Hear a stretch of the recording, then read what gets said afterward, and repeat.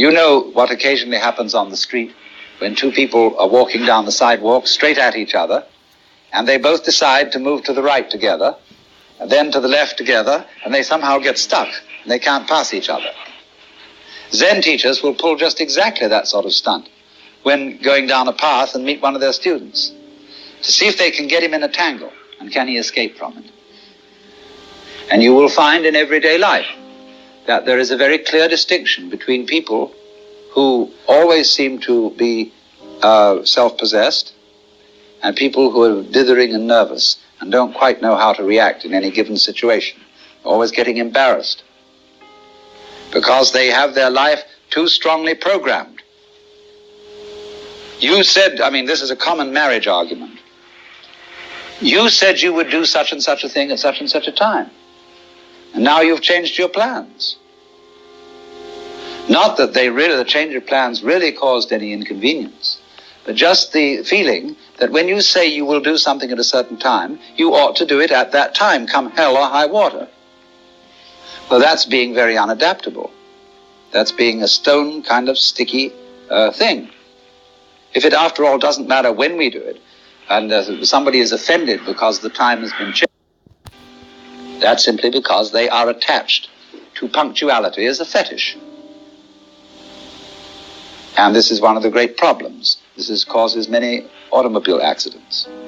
Men rushing home to be on time for dinner when they stayed late either working or they had to stop for a drink at some bar, or when the girl feels that she has to, if she has a fussy husband and she feels she has to have the dinner ready at exactly a certain moment, she ruins the cooking.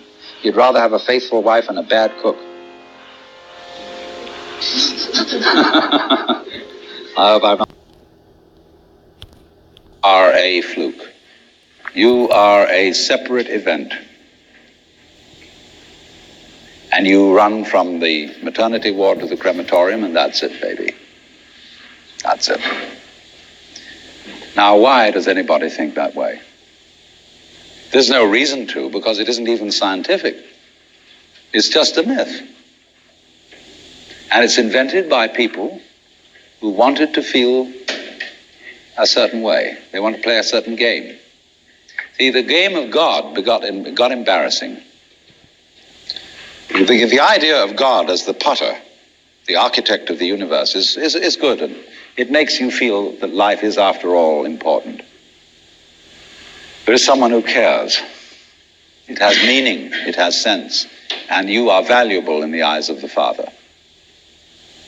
But after a while, it gets embarrassing. And you realize that everything you do is being watched by God. He knows your tiniest, inmost feelings and thoughts, and you say after a while, quit bugging me. I don't want you around. So you become an atheist, just to get rid of it. Then you feel terrible after that, because you got rid of God, but that means you got rid of yourself. You're just nothing but a machine. And your idea that you're a machine is just a machine too. So if you're a smart kid, you commit suicide. Camus said there is only really one serious philosophical question, which is whether or not to commit suicide. I think there are 4 or 5 serious philosophical questions. The first one is, who started it? The second is, are we going to make it? The third is, where are we going to put it? The fourth is, who's going to clean up? And the fifth, is it serious? But still, should you or not commit suicide? This is a good question. Why go on? And you only go on if the game is worth the candle. Now, the universe has been going on for an incredible long time. And so really, a satisfactory theory of the universe has to be one that's worth betting on. That's it seems to me, absolutely elementary common sense. If you make a theory of the universe which isn't worth betting on, why bother? Just commit suicide. But if you want to go on playing the game, you've got to have an optimal theory for playing the game. Otherwise, there's no point in it. But the people who coined the fully automatic theory of the universe were playing a very funny game. What they wanted to say was this: all you people who believe in religion are old ladies and wishful thinkers. You've got a big daddy up there and you want a comfort and thing, but life is rough. Life is tough. And success goes to the most hard-headed people. That was a very convenient theory when the European American world was colonizing the natives everywhere else. I said, we are the end product of evolution, and we're tough. See, I'm a big, strong guy because I face facts, and life is just a bunch of junk, and I'm going to impose my will on it and turn it into something else, you see. And I'm real hard. See, that's a way of flattering yourself. And so it has become academically plausible and fashionable that this is the way the world works. In academic circles, no other theory of the world than the fully automatic model is respectable. Because if you're an academic person, you've got to be an intellectually tough person. You've got to be prickly. See, there are basically two kinds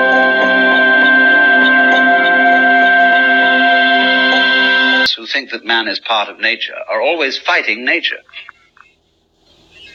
Because they don't understand what it means to be the head of nature.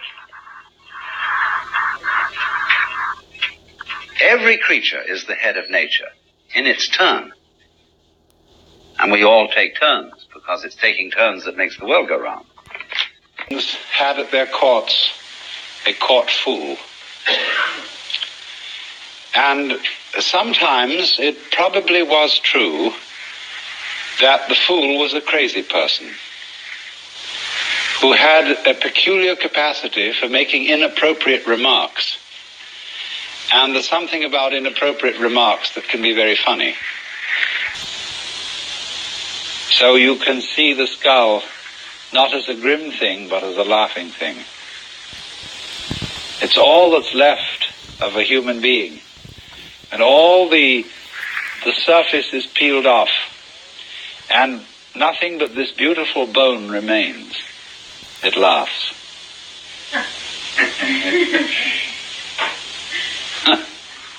Now why? What is it about death being a jest?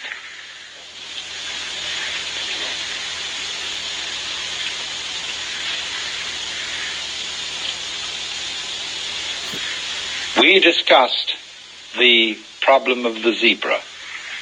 You remember whether a zebra is a yellow horse with black stripes or a black horse with yellow stripes. And of course, you can see it either way. And you can argue till all is blue about which side is right. And let's suppose that a black horse is a horse of ill omen, even though striped with yellow.